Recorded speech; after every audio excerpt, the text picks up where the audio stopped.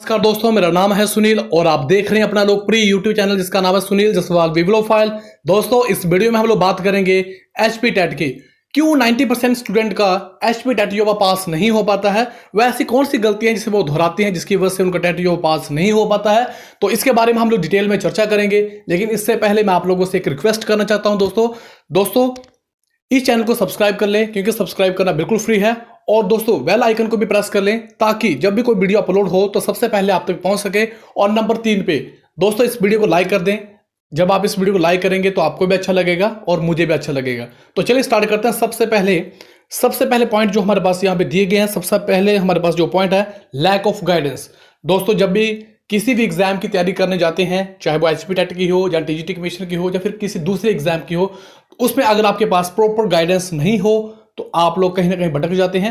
दोस्तों, बहुत सारे बच्चे जब बीएड करते हैं उसके बाद जब वो टेट की तैयारी करना स्टार्ट कर देते हैं तो उनके पास गाइडेंस की कमी होती है, जिसकी वजह से उनको ये नहीं पता चलता कि वो कितना पढ़ना है, कितना नहीं पढ़ना है, कौन सी चीज़ें पढ़नी चाहिए, कौन सी चीज़ें छोड़नी चाहिए।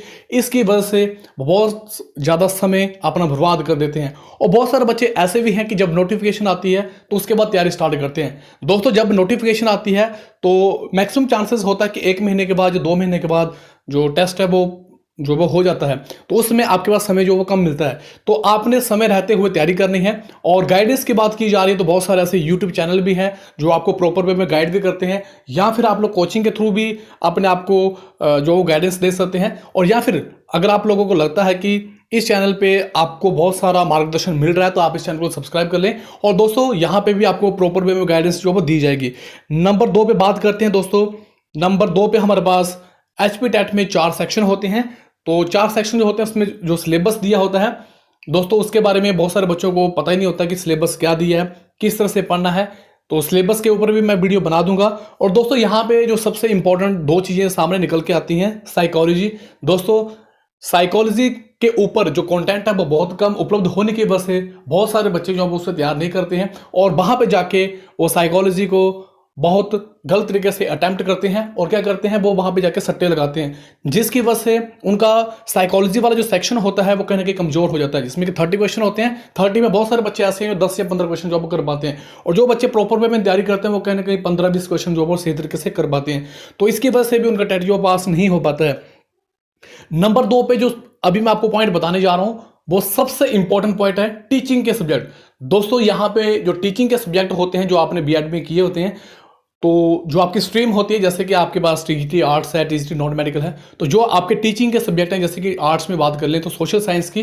दोस्तों, यहाँ पे सोशल साइंस के जो सब्जेक्ट होते हैं, अगर आप लोगों ने उसे अच्छे तरीके से तैयार कर लिया तो मैक्सिमम चांसेस ऐसे होते हैं कि आपका टेट जो पास हो पाएगा, क्योंकि वहां से 60 क्वेश्चन आते हैं। और बहुत सारे बच्चे ऐसे करते हैं कि वो दूसरे सब्जेक्ट जो वो तैयार करते रहते हैं, लेकिन जो उनके टीचिंग के सब्जेक्ट होते हैं उनको वो अच्छे तरीके से तैयार जो वो नहीं करते हैं। नंबर 3 पे बात करते हैं बेसिक कॉन्सेप्ट की। दोस्तों, बहुत सारे बच्चे जब टेट की तैयारी करने जाते हैं तो उनके पास जो उनका बेसिक कॉन्सेप्ट होता है वो कहीं ना कहीं अच्छी तरीके से क्लियर नहीं होता है। बहुत सारे बच्चे स्टैंडर्ड बुक्स को पकड़ लेते हैं, लेकिन दोस्तों यहाँ पे आप लोगों ने सबसे पहले अपना बेसिक क्लियर करना है। बेसिक कैसे क्लियर होगा? एनसीईआरटी की किताबों से।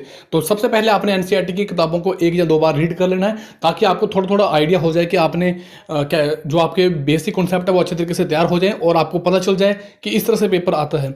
नंबर 4 पे बात करते हैं प्रीवियस ईयर के क्वेश्चन पेपर। बहुत सारे बच्चे ऐसे भी हैं जो प्रीवियस ईयर क्वेश्चन पेपर नहीं पढ़ते हैं। वो एक टेट की गाइड ले लेते हैं और वो सोचते हैं कि उसने उस किताब को पढ़ लिया है तो उसका टेट जो पास हो जाएगा। ये बहुत गलत अवधारणा है। दोस्तों, किसी भी गाइड के माध्यम से आप लोग किसी भी एग्जाम को पास नहीं कर पाते हैं। जो आपके पास गाइड होती है या फिर किसी टेट की बुक जो होती है वो आपको टोटली गाइड करती है कि हाँ आपने इस तरह से पढ़ना है, ऐसे पढ़ना है, लेकिन वो कहीं ना कहीं आपके टेट के लिए तो इंपॉर्टेंट है, लेकिन वो प्रॉपर वे में आपको टेट जो पास नहीं कर पाती है। आपको बहुत सारी किताबें जो पढ़नी पड़ती हैं, तो इसलिए आप लोगों ने प्रीवियस ईयर क्वेश्चन पेपरों को भी ध्यान से पढ़ना है। और इसके बाद बात करते हैं नंबर 5 पे नोट्स नहीं बनाते हैं। बहुत सारे बच्चे ऐसे हैं जो नोट्स नहीं बनाते हैं, क्योंकि वो स्टार्टिंग कर रहे होते हैं। बीएड में तो उन्होंने काफ़ी अच्छी परफॉर्मेंस दी होती है, लेकिन जब वो टेट में जाते हैं, कंपटीशन में जाते हैं, तो वहाँ पे नोट्स ना बनाने की वजह से वो कहीं ना कहीं पीछे रह जाते हैं। तो आप लोगों ने वहाँ पे शॉर्ट नोट्स जो बनाने हैं। नंबर 6 पे बात करते हैं दोस्तों, इंपॉर्टेंट टॉपिक को अच्छे तरीके से नहीं पढ़ते हैं। बहुत सारे स्टूडेंट ऐसे भी हैं जो इंपॉर्टेंट टॉपिक हैं, जैसे मान लो सिंधु घाटी सभ्यता, तो वहाँ से क्वेश्चन बनते हैं, तो वो सिंधु घाटी सभ्यता को अच्छे तरीके से नहीं पढ़ेंगे, यहाँ से क्वेश्चन बनते हैं। लेकिन वो दूसरा टॉपिक ऐसा होगा कि यहाँ से क्वेश्चन नहीं बनते हैं, तो उसे वो अच्छे तरीके से तैयार कर लेंगे। तो ऐसे आप लोगों ने नहीं करना है। जो आपके इंपॉर्टेंट टॉपिक हैं उनको आपने अच्छे तरीके से रीड करना है, उसके नोट्स बनाने हैं और उसको याद करना है, और उससे रिलेटिव जो है मल्टीपल चॉइस क्वेश्चन जो वो लगाने हैं, तब जाके आपका टेट जो पास होगा। नंबर 7 पे मॉक टेस्ट नहीं लगाते हैं। बहुत सारे बच्चे ऐसे भी हैं कि वो प्रीवियस ईयर क्वेश्चन पेपर तो देख लेते हैं, लेकिन मॉक टेस्ट होते हैं जो कि उनके एग्जाम के व्यू से बनाए हुए होते हैं, तो वहां पे वो मॉक टेस्ट नहीं देते हैं, जिसकी वजह से भी उनका जो टेट जो पास नहीं हो पाता है। नंबर 8 पे बात करते हैं, बहुत सारी किताबें पढ़ते हैं और जो जैसे जैसे गाइड करता है वो वैसे वैसे किताबें परचेज करना स्टार्ट कर देते हैं। दोस्तों यहाँ पे आपने स्पेसिफिक बुक्स को पढ़ना है जो कि आपके एग्जाम के लिए इंपॉर्टेंट है। और दोस्तों यहाँ पे बहुत सारे ऐसे एस्पिरेंट्स हैं, जैसे किसी फ्रेंड ने आपको रिकमेंड किया कि ये किताब अच्छी है तो आपने वो पढ़ना स्टार्ट कर दी, फिर किसी दूसरे फ्रेंड ने रिकमेंड की तो आपने वैसे कर दिया, इंटरनेट पर जाके देखा तो वहाँ पे किताब आपको रिकमेंड की तो आपने वो किताब ले ली। इससे वो बहुत सारी किताबें पढ़ लेते हैं, लेकिन उनकी जो बेसिक अंडरस्टैंडिंग है वो कहीं ना कहीं डेवलप नहीं हो पाती है। तो आप लोगों ने क्या करना है, आपने स्पेसिफिक बुक्स का चुनाव करना है कि जो कि आपके एग्जाम के लिए इंपॉर्टेंट है।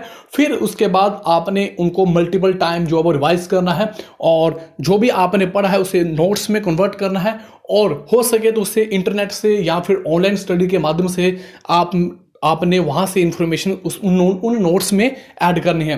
तो इसलिए दोस्तों आप लोगों ने स्पेसिफिक बुक का चुनाव करना है। लास्ट टाइम में सही से नहीं पढ़ते हैं दोस्तों। यहाँ पे जो 9 नंबर पे हमारे पास पॉइंट है कि लास्ट टाइम में बच्चे जो बहुत सही तरीके से तैयारी नहीं करते हैं। जब उनका टेट जो 5-10 दिन पहले आने वाला होता है तो उसमें भी वो थ्योरेटिकल चीज़ें पढ़ रहे होते हैं और वो लंबे समय तक उन चीज़ों को पढ़ रहे होते हैं, लेकिन वहाँ पे प्रॉपर वे में स्मार्ट वे में स्टडी जो करनी पड़ती है कि 10 दिन में किस तरह से तैयारी करनी है। तो जो लास्ट के 10 दिन होते हैं वहाँ पे भी आपने अच्छे तरीके से तैयारी करनी है, नोट्स को रिवाइज करना है, प्रॉपर वे में आप लोगों ने इंपॉर्टेंट टॉपिक्स को रिवाइज करना है। नंबर 10 पे बात करते हैं दोस्तों।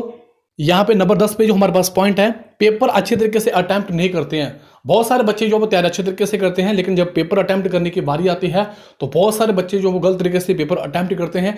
वहाँ पे भी जो ऑप्शन दिए होते हैं वो कहीं ना कहीं वहाँ पे जाके कंफ्यूज हो जाते हैं। तो इससे बेटर ऑप्शन ये है कि आप सबसे पहले घर में ही प्रैक्टिस कर लें और कोशिश करें जो मल्टीपल चॉइस क्वेश्चंस की OMR शीट होती है, जिसे कि आप इंटरनेट से भी डाउनलोड कर सकते हैं, तो वहाँ पे लेके आप लोग टाइम सेट करके अच्छे तरीके से तैयारी कर सकते हैं। और पेपर जो है वो उसमें आपने कॉन्फिडेंस रहना है और आपने कोशिश करनी है थोड़ा सा टाइम ले लें, क्योंकि बहुत सारा टाइम होता है, 2.5 घंटे का आपके पास टाइम होता है और 150 क्वेश्चन होते हैं। तो उस समय आप लोगों ने अपने आप को शांत रखना है और कोशिश कर रहे हैं कि सही जो आपके पास ऑप्शन हो उसे ही टिक करना है। और नंबर 11 पे जो मैं यहाँ पे अपनी तरफ से पॉइंट ऐड करना चाहता हूँ, अगर आप लोगों को भी लगता है कि कोई इसमें पॉइंट छूट गया है और आपको पता है कि हाँ इसकी वजह से भी जो वो प्रॉब्लम होती है, बच्चों का टेट पास नहीं होता है, तो आप लोग कमेंट बॉक्स में जरूर टाइप कर दें। दोस्तों जो 11 नंबर का पॉइंट है यहाँ पे मैं आप लोगों को बताना चाहता हूँ। दोस्तों अगर आप लोग HP टेट की तैयारी कर रहे हैं, या फिर आप TGT नॉन मेडिकल की, या फिर मेडिकल की, या फिर किसी दूसरे टेट की तैयारी कर रहे हैं, तो दोस्तों यहाँ पे आप लोगों ने ये नहीं करना है कि आपने सिर्फ उसी की तैयारी करनी है। आप लोगों ने जो दूसरे पेपर हुए हैं, जैसे कि आप लोगों का जो स्ट्रीम है वो टेट आर्ट्स में है, तो आप लोगों ने कोशिश करनी है कि जो नॉन मेडिकल के GK के क्वेश्चन है आपने उनको भी तैयार कर लेना है, क्योंकि वहां से भी क्वेश्चन आगे पीछे हो जाते हैं। या फिर HPSSC के द्वारा या फिर HP बोर्ड के द्वारा जो एग्जाम करवाए जाते हैं, जो अलग अलग एग्जाम करवाए जाते हैं, वहां से भी आप लोगों ने जो इंपॉर्टेंट क्वेश्चन होते हैं उनको आप लोगों ने देख लेना है। तो ऐसा नहीं करना है कि आपकी स्ट्रीम अगर नॉन मेडिकल की है और यहाँ पे वीडियो अपलोड हो रहा है आर्ट्स का, या फिर आपके पास जो आपकी स्ट्रीम है नॉन मेडिकल की, तो और आपके पास जो टेट के एग्जाम के पेपर हैं, तो आपने ये कोशिश नहीं करनी कि आपने उनको नहीं पढ़ना है। आपने सारे स्ट्रीम के क्वेश्चन पेपरों को पढ़ना है और जहां से इंपॉर्टेंट आपको मटेरियल मिलता है वो एक जगह आपने एकत्रित करके अच्छे तरीके से उसको रिवाइज करना है। तो दोस्तों ये आज का वीडियो था। मुझे उम्मीद है कि ये आपको काफ़ी ज़्यादा पसंद आया होगा और आप लोगों ने इन गलतियों को नहीं दोहराना है। फिर भी अगर आपके मन में कोई प्रश्न है तो कमेंट बॉक्स में जरूर टाइप करें। दोस्तों ये वीडियो आपको कैसा लगा, आप अपनी राय कमेंट बॉक्स में जरूर बताएं। आप लोगों ने मुझे इतना समय दिया, आप सभी का बहुत बहुत धन्यवाद। थैंक यू वेरी मच दिल से।